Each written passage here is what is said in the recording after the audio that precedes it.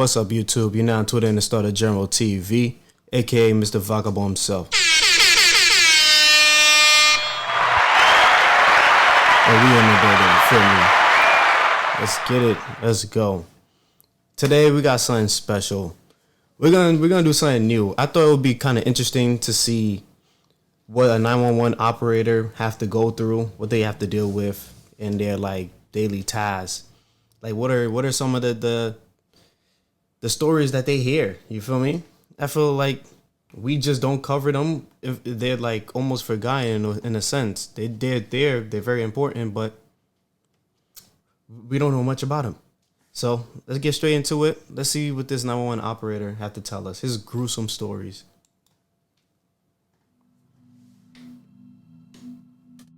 I've heard people murdered. I've heard people commit suicide. I've heard people walking into a room to find their children dead.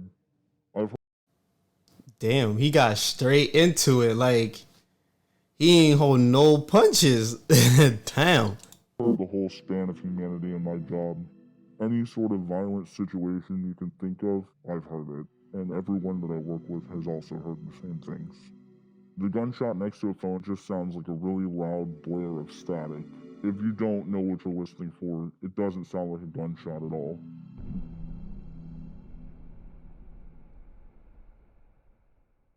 I've been working as a 911 operator for approximately 3 years. I became an operator to help people when they need it and get them through some of the worst times of their life. I imagined it would be having to deal with some basic matters that people have an emergency with, but it didn't always end up being like that. You could have a 12-hour shift, you could have an 8-hour shift, a 24-hour shift, and in that amount of time, you could take upwards of 200 to 300 phone calls, still be expected to handle everyone the same. That's crazy. Like imagine you get one phone call, you have to deal with something like so traumatic, and then you're supposed to keep like your cool for the next phone call. Like, it's crazy. 200 to 300 phone calls a day. Damn, that's OD. 911 dispatchers are shown on TV as having 20 screens in front of them, being able to track your location no matter what, being able to get people to you immediately.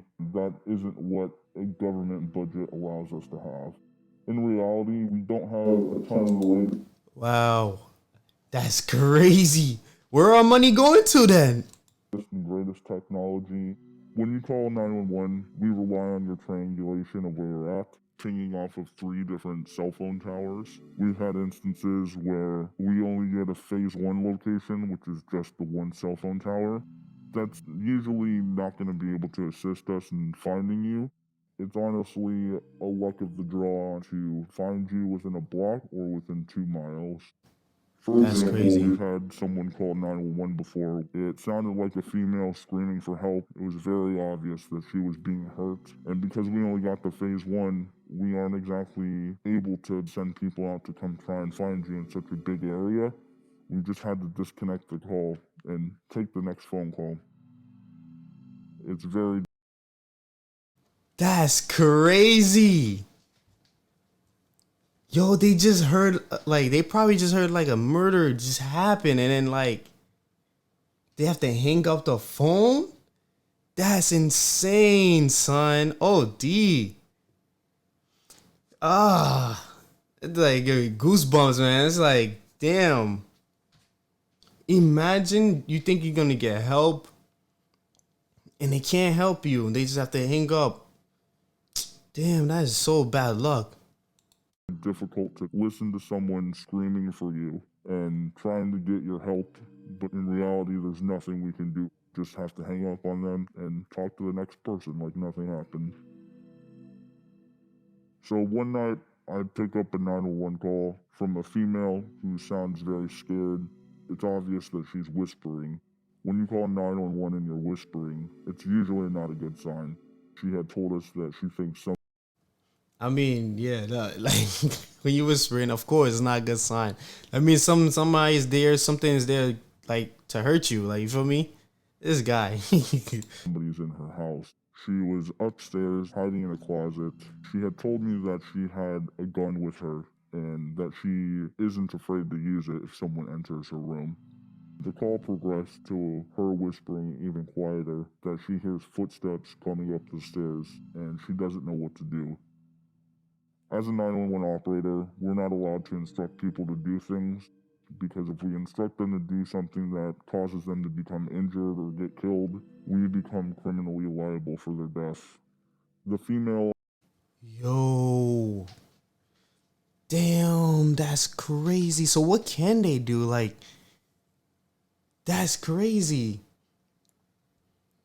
So they can't. Ah, that blew minds. No way.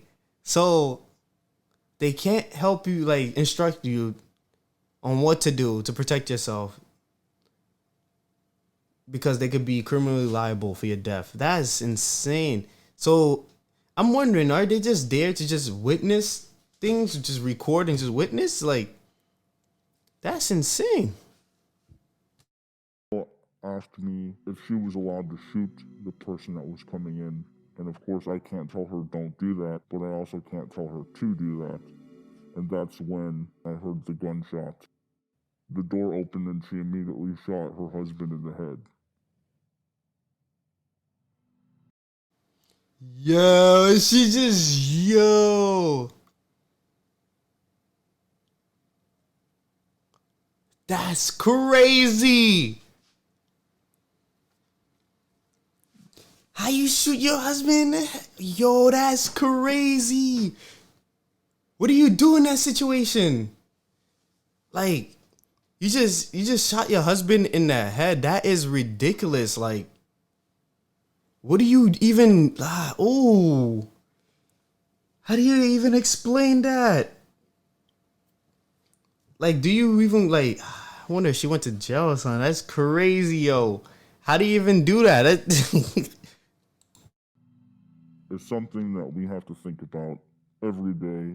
Not being able to give somebody instructions on what to do can be incredibly frustrating, but to keep yourself safe from getting sued or sent to jail, you just kind of have to let the ball sit in their court. A lot of people call 911 to let you know that they're going to commit suicide. They essentially just want someone to come pick them up before their kids have to see.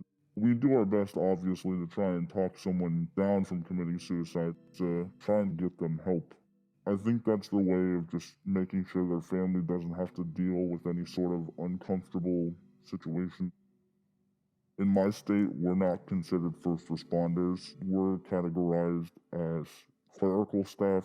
We're essentially people who work at a front desk, according to the government. The only wait. That's so messed up. That is so messed up. That's so messed up. How come they not? Nah, that's so messed up. They should be technically first responders. I mean, they are responding to the things first. I mean, isn't that what he's doing? Like, I'm confused, bro. Like, dang, how you not considered first responders? I mean, you have to deal with suicides. You answer the calls. Man, that is so messed up. That's something that they should go to the unions and talk about. You feel me? difference is we listen to people die. And honestly, it feels like a spit in the face. We're not offered as many programs or outlets to help us. It's very common for someone to develop PTSD. We have to deal with people yelling at us all day and traumatic events on the phone, which causes people to quit left and right. Not having adequate staffing is kind of a domino effect. Not only does it affect the people who call 911, but it also affects the people who answer 911. So while your phone call is waiting, we're being burnt out, we're getting worked tirelessly, we're picking up the work of extra people for no extra benefit. It gets very alarming when you see the number of people waiting become bigger than how many people are able to take a call. And it's just a queue of calls, so you don't know if it's somebody arguing or if someone's currently getting killed. In this profession, seconds are the difference between life and death. One of the biggest That's crazy. That's actually really scary too because a lot of people. Wow, that's actually really scary. Because if we lose them, then it's like who's gonna pick up the calls when people need help? Like, you feel me? That is really crazy. First, they're not getting benefits. They're not considered like first responders, which is pretty dumb to me. And like they get like no benefits at all. Like, oh man, it's like what's the point of even doing that job? Ah, dang. The biggest problems we have is people abusing the system. You obviously have the people that lie and say their ex-boyfriend has a gun or drugs under his mattress. People calling in bomb threats in large public places. People saying that they have someone being held hostage in a house. We're going to respond like it's actually happening. One of my biggest fears of having to hang up on a prank call is the 1% chance that that was not a prank call. I definitely think this job isn't for everybody. I don't even.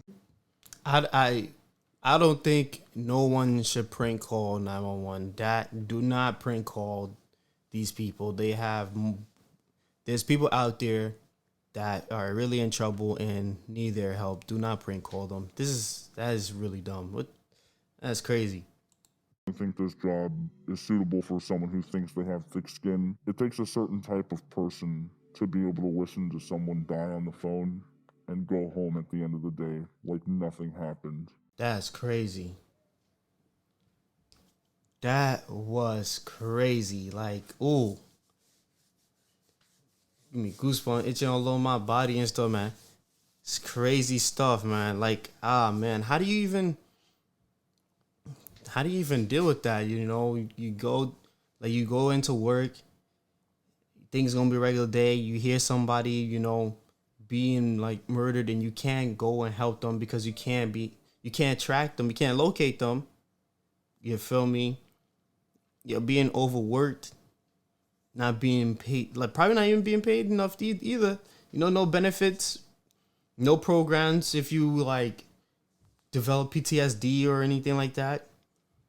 That is just crazy. Like, I don't know how people deal with that, you know? They should bring some more awareness to this, you know? And just like, I don't know, this is like some unfair treatment.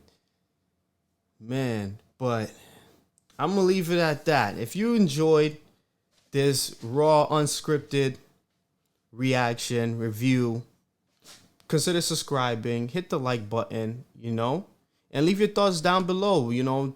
Let me know what kind of videos you guys prefer to watch, you feel me? What do you want to see me react to, you feel me? Is it more crazy stories like this where we bring awareness to different like jobs and stuff and learn, or you like the drama, you know?